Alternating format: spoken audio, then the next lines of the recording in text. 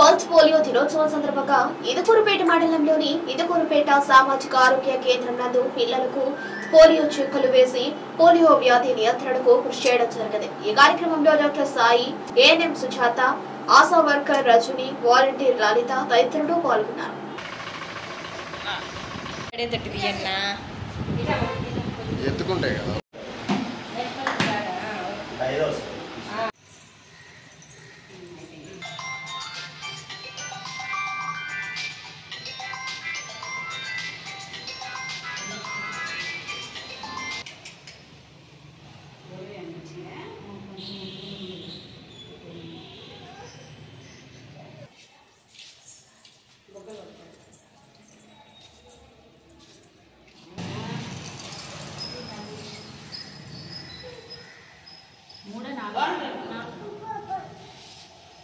Warning పెట్టించుకో.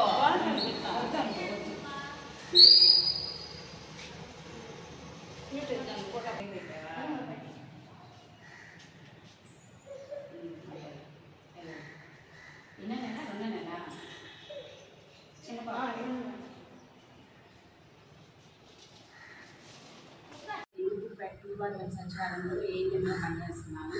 ఈరోజు Indukupeta సిబిసిలో pulse polio ప్రోగ్రాంలో మేము మా టీము పాల్గొన్నాము.